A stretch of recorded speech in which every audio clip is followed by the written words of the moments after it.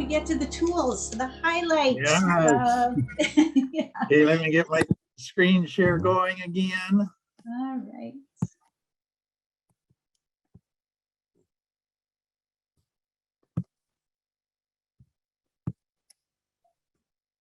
Okay, so the healthy tools. So we're going to start in the heat of the moment. So when that anger episode is happening. But let me say this up front. So when you look at anger, usually it's because of a hurt. And so a lot of people, again, you can lower the anger, but the question becomes how long till you can resolve the hurt. And that's the key question, because as long as the hurt is being resolved, you still will get anger flare-ups. And people, again, because they think anger is such a bad emotion, they just don't want to feel anger ever. And what you have to realize that in dealing with anger that comes from a hurt, you have to factor in that anger is going to be part of that healing the hurt process. So if you look at how long does it take to heal a deep loss, we would say 2 to 3 years. And that's going through a process of questioning, anger, depression, lots of different things. What does it take to heal a deep hurt? 2 to 3 years. And so what many people find is that as their anger, they can deal with the anger in the moment, but to heal the hurt means they're still going to have to be dealing with anger in an ongoing way as they process the hurt, as the hurt keeps coming up in their mind, flashbacks. So it's not just a once and done, is my point. It becomes, when anger is based on a hurt, it becomes an ongoing thing that you have to continually keep dealing with. And that's really important to understand up front. So in the moment is when most of the damage gets done. And that's where we want people to be able to have some tools. And so the first is, we've already talked about in that nanosecond, choosing to stop some of the old ways of thinking and thinking new ways, de-escalating the emotions, not going into old behaviors. So that is really, really difficult because you had a nanosecond to make that decision and you got a powerful force pulling you to all the old patterns. But Seneca said, anger, if not restrained, is frequently more hurtful to us than the injury that provokes it. In other words, if we don't deal with the anger properly, we end up hurting ourselves worse than the original hurt from others. And so it's the incentive, I hope, that comes out of that to say, okay, I have to learn to deal with this. Just say this, a lot of people in their younger years go, oh, I got anger issues, get over it. I don't need to deal with this, that's your problem. And they don't have the motivation to actually want to change their anger patterns.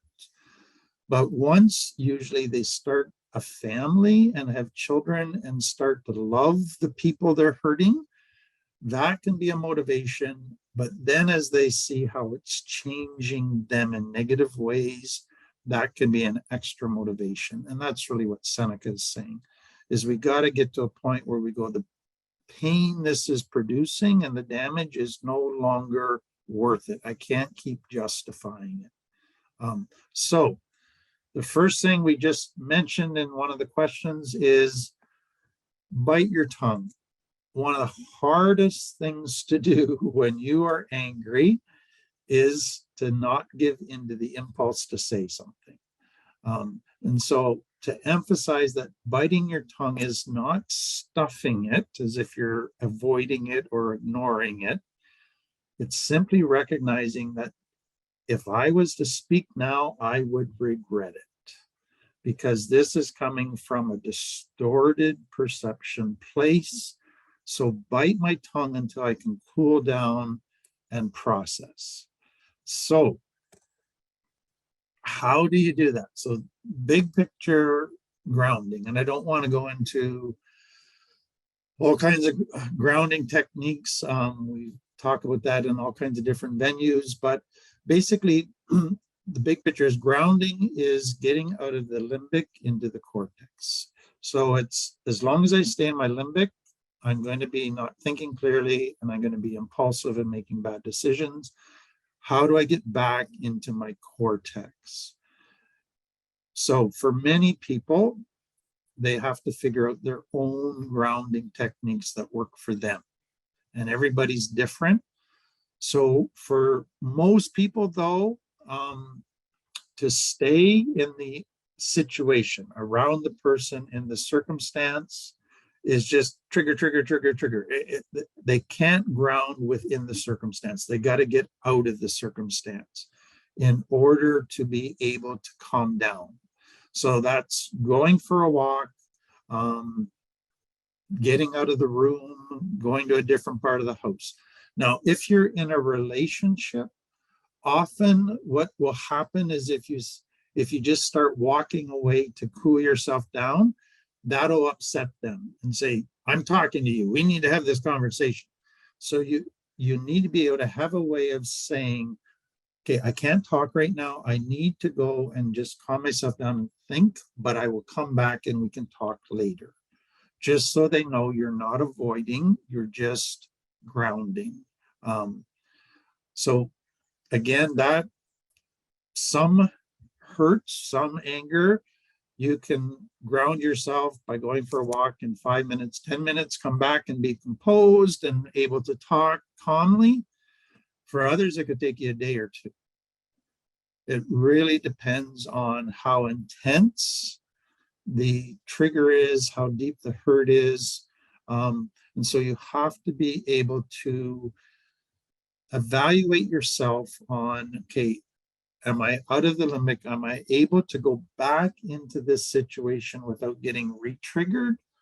Do I have a plan of action so I can walk back into this? So this grounding is just an absolutely essential tool. So some people, again, they do all kinds of different things. They do visualization of remote control where they're turning down the volume button, of taking a boiling pot off the front element and putting it on the back element where it can cool down. They do different kind of distraction things. Where am I? What date is it? Where are my hands? Where are my feet? What do I see? What do I smell? What do I hear? Use the 5 senses. All kinds of different things like that, just to get them back into their cortex, get them out of the limbic brain. Some people find after they've cooled down a bit, when they start to get to the processing, journaling can help. And we'll come to that again in a minute. So let me just stop and say this. You're gonna find yourself kind of crossing into 2 areas here. Most anger takes place within a relationship or an environment, and so that would be conflict. Now, we're not going to have time today to talk about conflict resolution, healthy conflict skills. We'll do that another time. The key today is just getting your own anger sorted out. We'll touch a wee bit on conflict, but the main focus is on your own emotional dysregulation and getting regulated again. So let me give you one other piece here that might be important. So grounding also goes by emotional regulation, so regulating your emotions. One of the tragedies of complex trauma is most children that come out of complex trauma do not have emotional regulation skills. So they live with what we would call emotional dysregulation. So if you look at a child, when a child comes into the world, they have no regulation of emotion skills. So they learn to regulate their emotions by what we call co-regulation. By connecting to somebody who's regulated, that helps them regulate their emotions. Or another way to say that is emotions are contagious. So if you're around somebody that's freaking out, you tend to freak out. If you're around somebody calm, it helps to calm you. So what does a child do when they come into the world? If they're feeling anxiety, if mom or dad connects to them and soothes them and meets their need and is there for them, they respond to mom and dad's grounded, regulated state, and they regulate themselves, and it helps them regulate. And so what happens for many people in complex trauma is mom and dad were the dysregulated ones. So if they themselves were in fear or dysregulated and they ran to mom and dad, they didn't get help to regulate. They got punished. They got further dysregulated. So they didn't get good regulation tools. So for some people, when they're angry, they can't regulate themselves. They need a co-regulator, somebody who's calm that they can talk to. Now you have to be careful because when we're angry, we don't naturally want to go and talk to somebody who's calm, who will regulate us. We want somebody we can talk to and say, yeah, you have a right to be angry. And they feed our anger and they make us feel justified in our anger. So the point is we need to, in advance, have a safe person, a healthy person, that if we're having trouble regulating ourselves, we can go and we can co-regulate to them and they can help us get back to where we need to be. So I don't want to spend tons of time on the de-escalation, regulation, grounding stuff. Again, every person is different, but what I want to focus on is the processing of your anger. So once you're starting to de-escalate and getting back to the cortex, now it's time to begin to think, to process. And that's really what I want us to spend most of this time looking at. And so it's important to say that the goal of the processing of your anger is to see the situation accurately. Now, that isn't what people from complex trauma normally would have as their goal. Their goal usually is, I want to hurt you back, or I don't want to feel this, or I want to justify myself, or I want to find somebody to blame. We don't want to see the situation accurately. We want to see it in a way that supports what we're feeling. And so key, once we get calmed down, is to say to ourselves, okay, what is the accurate perspective on this? And so that then leads to a series of questions that I have found helpful for myself in processing my own anger to help me see the situation accurately. So, number one, I ask myself, what's under the anger? What else am I feeling? Is there an old wound that was triggered? Is there a violation of love that has happened here? Do I feel hurt? So say that to yourself. Now, let me just add at this point, one of the things that happened for most kids in complex trauma is if they were to say, I'm hurt, or that wasn't fair, or that wasn't right, they wouldn't get validated. They would get, oh, get over it. Oh, you're making too big a deal out of it. Oh, you don't have it as bad as kids in Africa. And so their hurt would be minimized or denied, and they would not be validated. And so what you're actually doing when you say, okay, what's the cause here, is you're validating yourself, your hurt, the situation. You're not minimizing it or denying it. So key point, you can't resolve anger if you don't validate it and see it accurately. As long as you're minimizing, rationalizing, or denying, you can never resolve it in a healthy way. And that is so important for people from complex trauma, because one of the common things they do once they're angry is, oh, I shouldn't be angry. Oh, I'm making too big a deal out of this. And it's, no, let's stop and validate what you're feeling, the hurt. And so again, it's partly because of what Megan said earlier, anger's bad. So I shouldn't be feeling this. No, you should be feeling this because you were hurt. So you start with the validation. Okay, the second question I get clients to ask is, what were your expectations in this situation? So if you came home from work and you're tired, but your wife also came home from work, and you've got snotty-nosed kids who are all upset, and you expect your wife to take care of all of them so that you can go in front of the TV, you should be angry if she's upset with you. Or you shouldn't be angry because your expectations aren't realistic.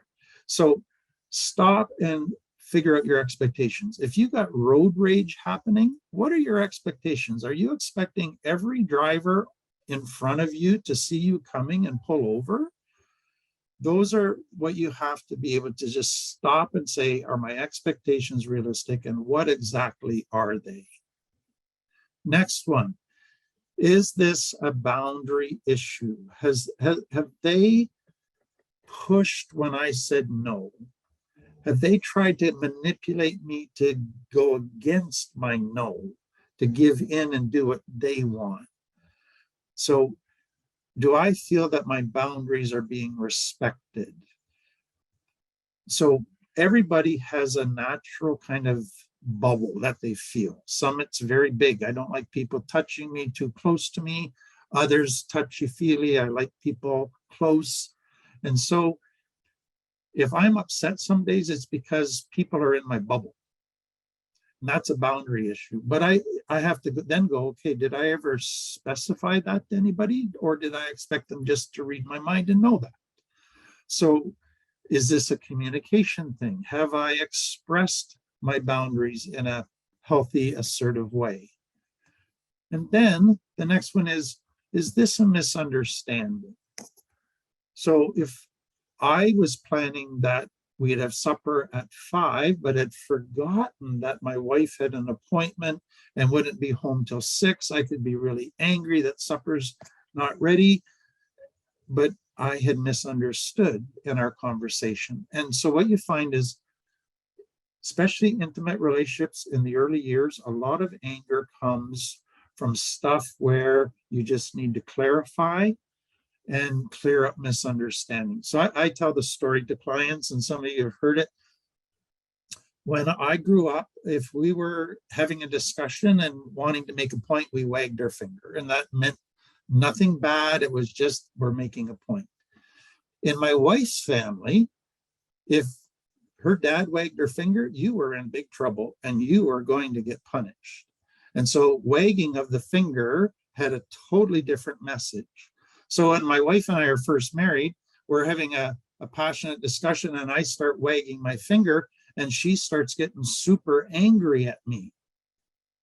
And I go, why are you angry? And she goes, because you're saying I'm bad. And I go, no, I'm not. And then realize we misunderstand each other.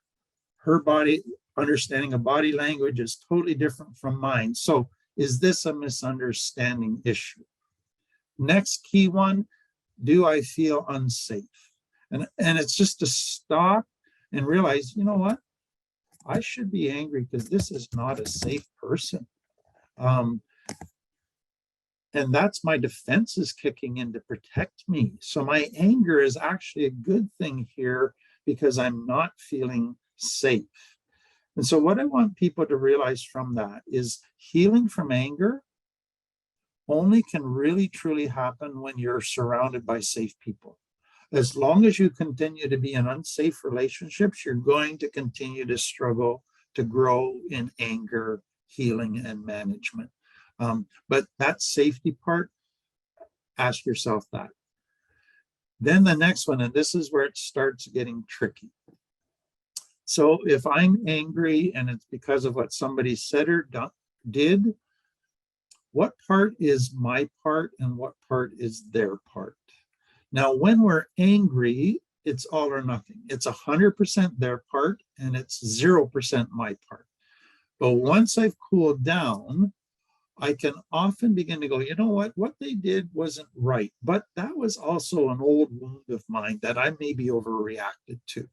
And so it's beginning to sort that out. Now, that's tricky because that gets into gray area that you might not be able to totally sort out. Okay, now having said that, I've opened up the door to this could be my part. This could be all on me. So what I realize the older I get, and I've been married almost 37 years, is I hardly go through a day where my wife doesn't annoy me at some point. 99% of the time we get along great. We have a great relationship, but every day she pisses me off about something. But 99% of the time it's just me. I'm tired. I don't want to be bothered right now. And so it's all my stuff. It's not her stuff at all. And so for me to give vent to that or to confront it or get in her face, that would be unloving and inappropriate because this is just really me. So the reality of that is when I open the door to look at, is this my stuff? Then I have to go to the necessity of humility. Am I willing to look at my stuff? Now, when you're in the midst of anger, humility goes the window. I don't want to look at my stuff at all. It's all your fault. And if you try to say it's my fault, I just get defensive. I turn it back on you. I do everything I can to argue that it's all you. But once I calm down, hopefully I can go back to a humility that says, you know what, maybe I do have some stuff I need to own in this. And this is where you have to really have that humble self-analysis. So here's kind of, again, what I would go through. So if I'm going along, let's say, and my wife and I are in the car, and this is often when I get annoyed, it's like everything she does starts to bug me. And so then I have to go, okay, and I can do this in the heat of the moment, but it's bite your tongue, stop and evaluate the last little while. What kind of headspace have you been in the last week? And so I begin to look at, okay, have I been kind of depressed lately or having a bunch of anxiety about stuff lately or feeling stressed and overtired? Wow, if that's the case, yeah, everything bugs me. I'm irritable about everything. This is my lack of self-care. This is a bunch of unresolved issues in my life that are just causing me to be angry. And so I need to be able to say, okay, yeah, I haven't been in a good headspace lately. So that, for mainly all of it or a big part of it, explains some of my anger reaction. And I'm going to get to in a minute, okay, what can I do about it? But then the next thing that I've realized is this.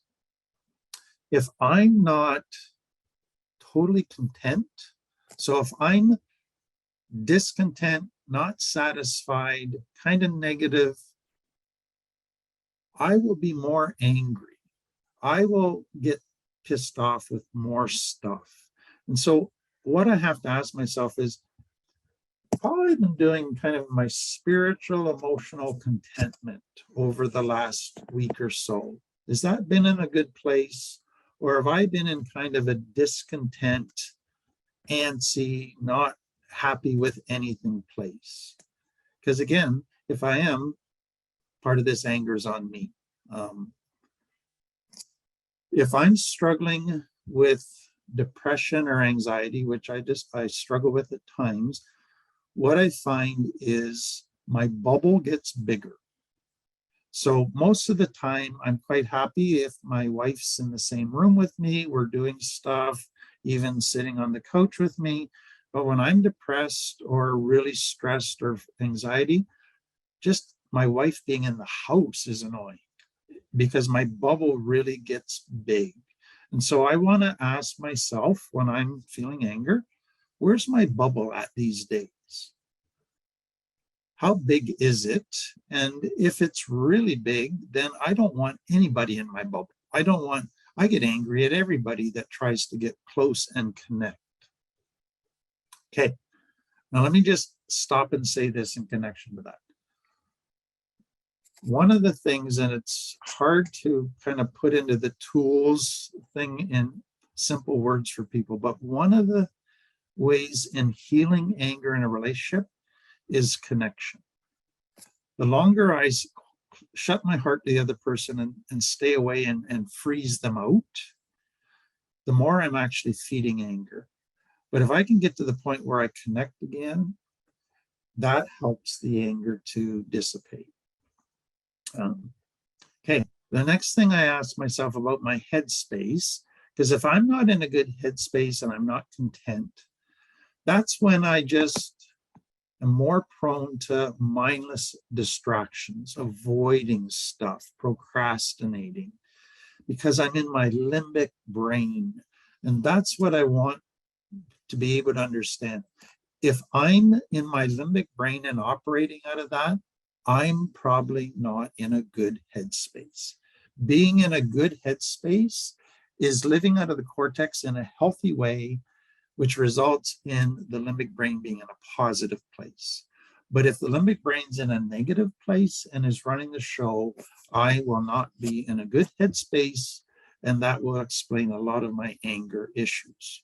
So that, let me come at it this way. What happens for many people with complex trauma is it's all my fault or it's all your fault. What we're doing now is saying it could be both of our faults to a degree. I can't control them looking at their part, but I can control me looking at my part. I can't control them apologizing to me, which I really want them to do, but I can control how I respond to my part. And that is all I control. And that becomes so important in all of this. Okay.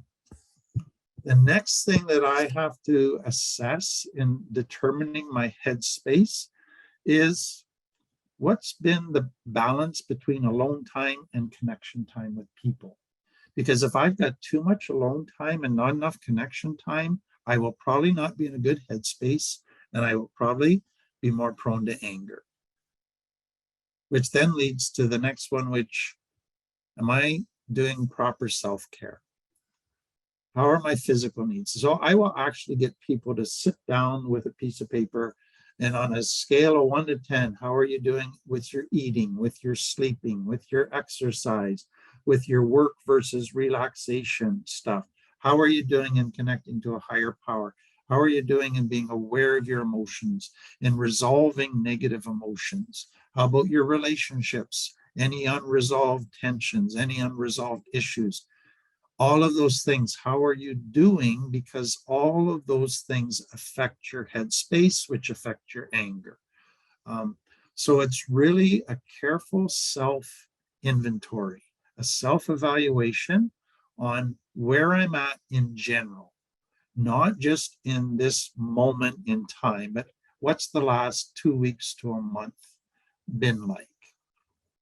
Okay, then the next question I want to ask myself is, okay, I'm feeling really disrespected, or I'm feeling rejected.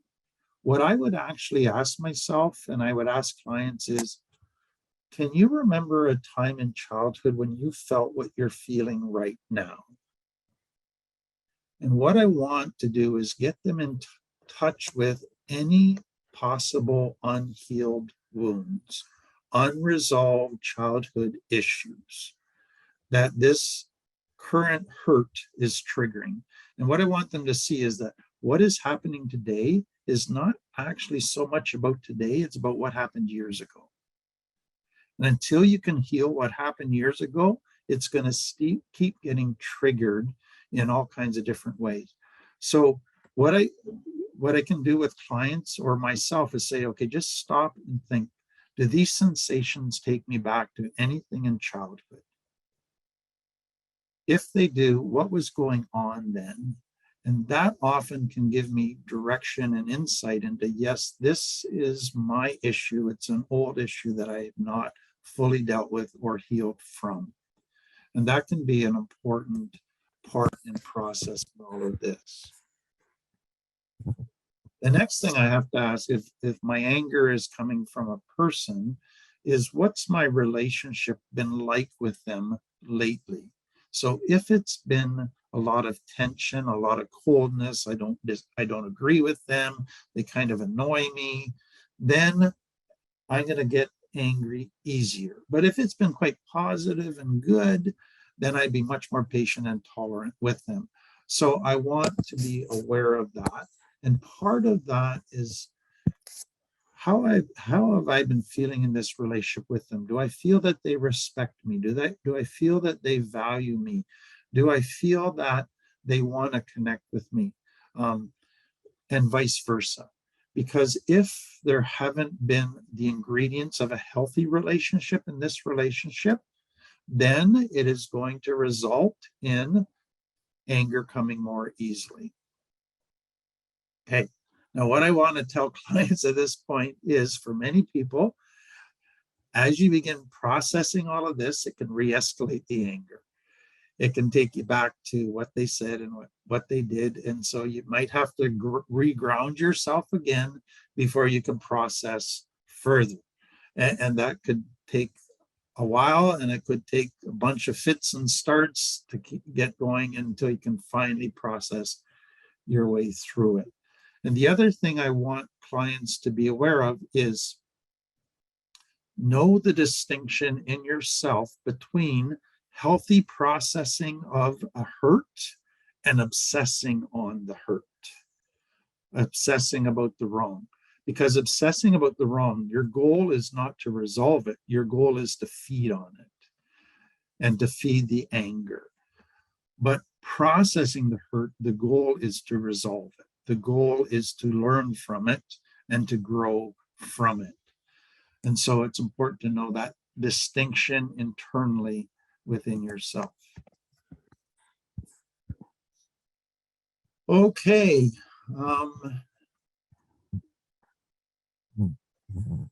The next thing that I want clients to do, and I do myself, is a regular inventory. And I do it several times a day. So when I get up, I like to go, okay, where is my anger at? Come to the evening, where's my anger at? My irritability at? Where's my joy at? Where's my worry at? Where's my depression at? Where's my hope at? Where's my guilt at? All of those things. So this is now going beyond the heat of the moment and the processing. This is now going into, what can I do in the rest of my life to continue to grow in this, becoming a healthier person, so that my anger doesn't flare up as much and as often. And so part of that is greater emotional awareness on a daily basis. Now, this is super tricky and super important at the same time.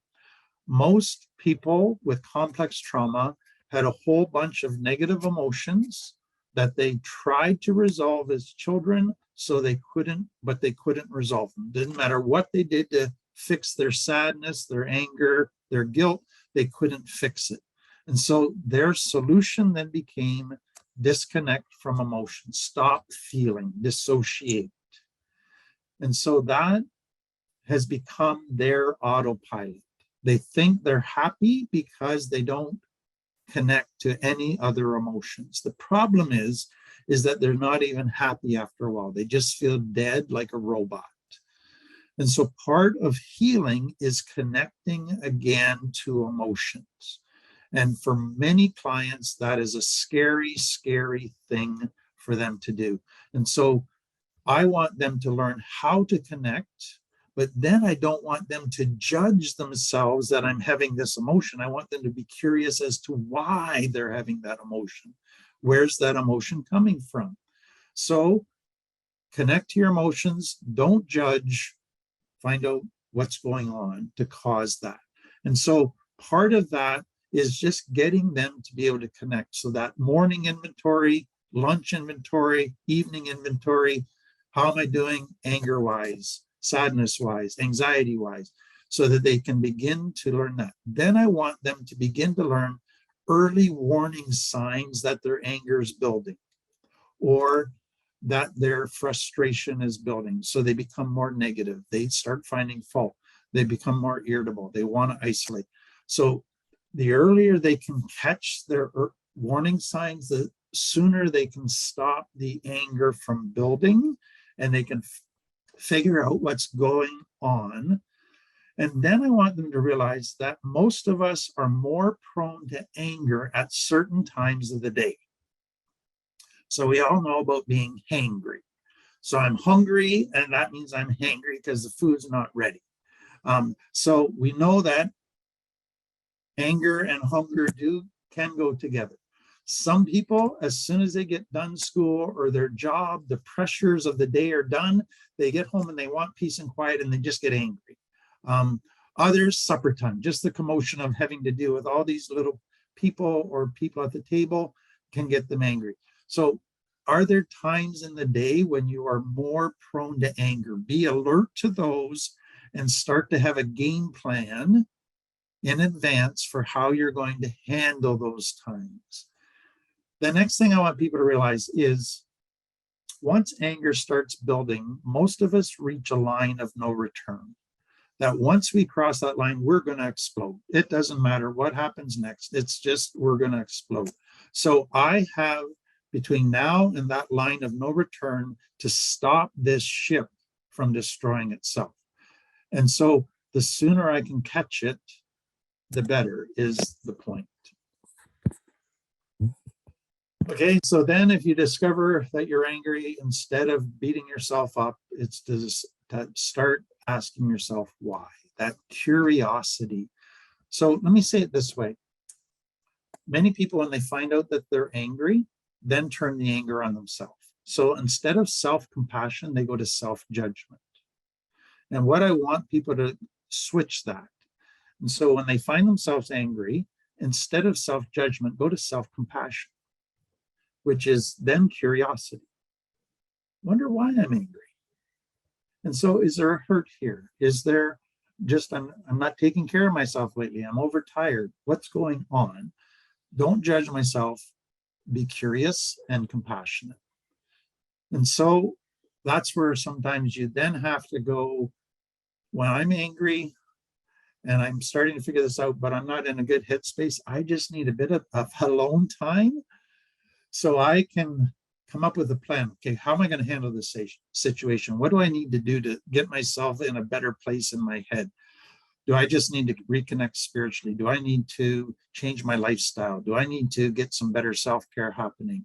Do I need to get some lies out of my head, some false expectations out of my head?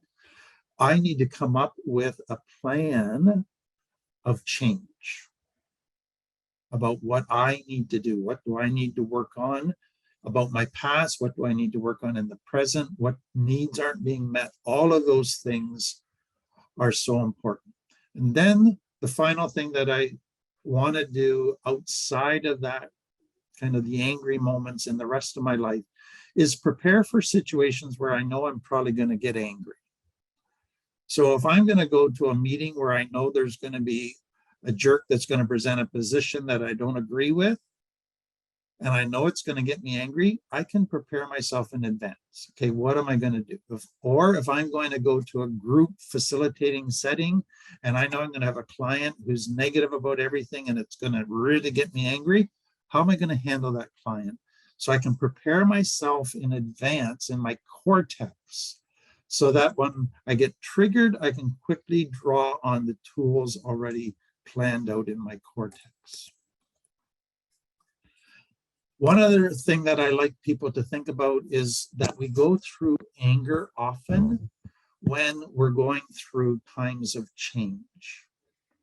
So if you're on a vacation, believe it or not, many people look forward to vacation, but about day 5, they get angry at everything. Or you get all excited about friends over, and then 6 hours after they're over, every one of them, you wish they'd go home. Or you go spend time with your family, it's all great for the first 5 hours, and then after that, it's a war. So you get out of your routine, you get out of your normal relationships. All of those things can be triggering. And so being aware of change and how it can play into anger triggers, and being prepared as best I can. Okay, the rest we've already covered, so I'm not going to go into that, and we'll turn it back to Kristen.